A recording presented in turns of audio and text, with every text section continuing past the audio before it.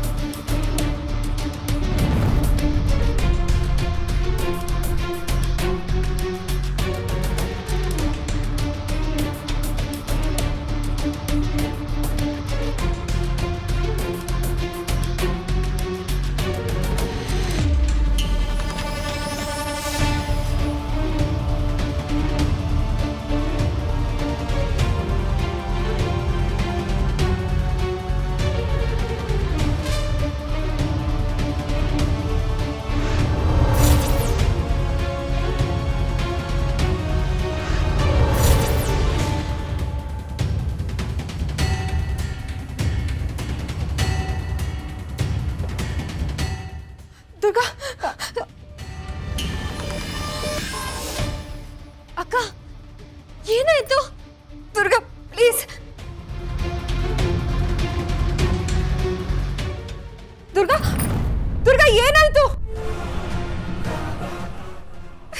ದುರ್ಗಾ ಎದ್ದೇಳು.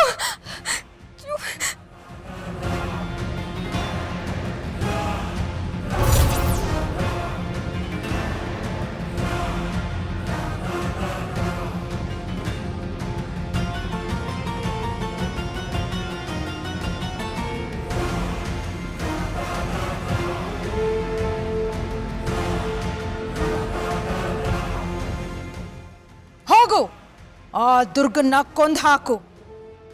ಈಗ ಯಾರು ನಿನ್ನನ್ನ ತಡೆಯೋದಕ್ಕಾಗೋದಿಲ್ಲ. ಎಲ್ಲರೂ ನನ್ನ ವಶದಲ್ಲಿದ್ದಾರೆ. ಹೋಗು.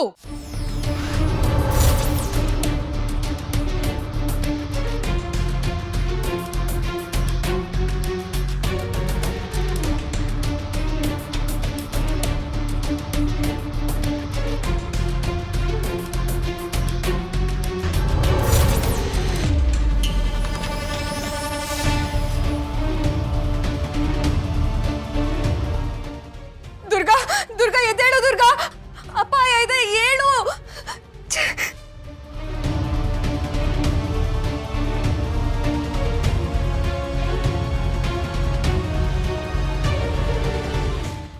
ದುರ್ಗಾ ಎದ್ದೇಳು. ದುರ್ಗಾ ಬೇಡ, ಹೊರಟೋಗು. ನನ್ನ ತಂಗಿಗೆ ಏನು ಮಾಡಬೇಡ. ಅವಳಿಗೇನಾದ್ರೂ ಮಾಡಿದ್ರೆ ನಾನು ಸುಮ್ಮನಿರಲ್ಲ. ಹೊರಟೋಗು, ಬೇಡ.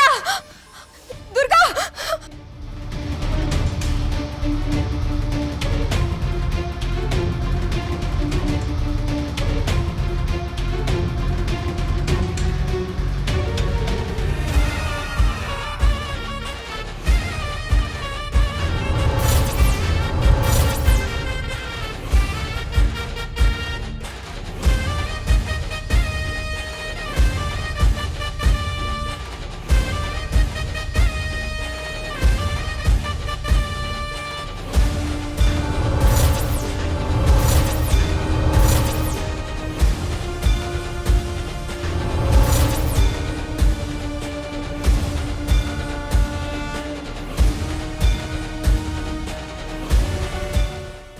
ಅಕ್ಕ, ನೀನು ಯಾವುದ್ರ ಬಗ್ಗೆ ಹೇಳ್ತಾ ಇದ್ಯಾ?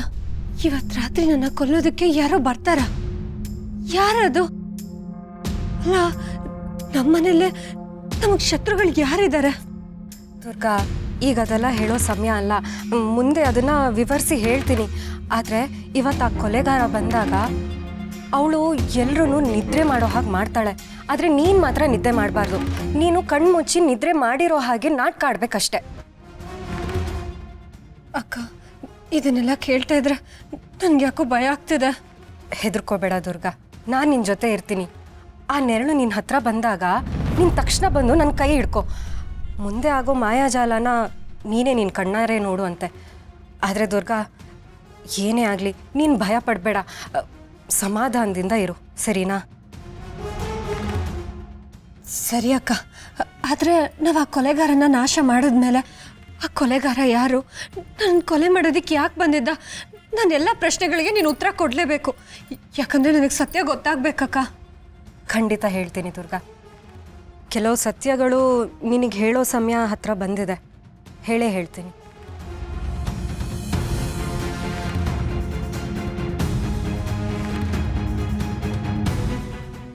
ಇಲ್ಲ ಇಲ್ಲ, ಆ ದುರ್ಗಾ ಹೇಗೆ ತಪ್ಪಿಸ್ಕೊಂಡ್ಲು?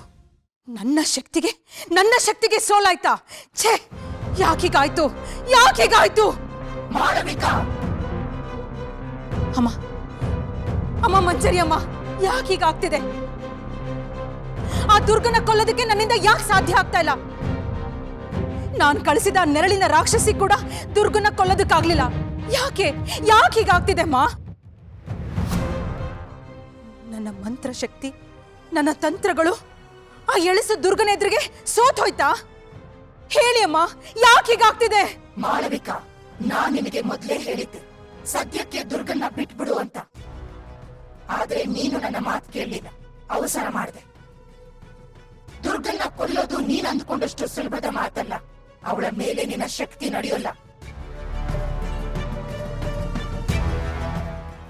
ಯಾಕಮ್ಮ, ಯಾಕೆ ಸಾಧ್ಯ ಇಲ್ಲ? ಅವಳಲ್ಲಿ ಅಂಥದ್ದೇನಿದೆ? ಅವಳೊಬ್ಬ ಸಾಮಾನ್ಯ ಹುಡುಗಿ ಅಷ್ಟೇ ತಾನೆ. ನಾನು ಕಳಿಸಿದ ದೈತ್ಯ ನೆರಳು ಕೂಡ ಅವಳನ್ನ ಮುಟ್ಟಕ್ಕಾಗ್ಲಿಲ್ಲ ಅಂದ್ರೆ ಹೇಗಮ್ಮ?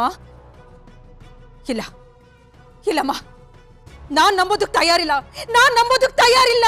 ಅದನ್ನ ನೀನು ಮುಂದಿನ ದಿನಗಳಲ್ಲಿ ತಿಳ್ಕೋತೀಯ, ಕಾಯ್ತಾ ಇರು. ದುರ್ಗಾ ಮೇಲ್ನೋಟಕ್ಕೆ ಕಾಣೋಷ್ಟು ಸರಳವಾದವಳಲ್ಲ. ಅವಳ ಹಿಂದೆ ಯಾವುದೋ ದೊಡ್ಡ ಶಕ್ತಿ ಇದೆ.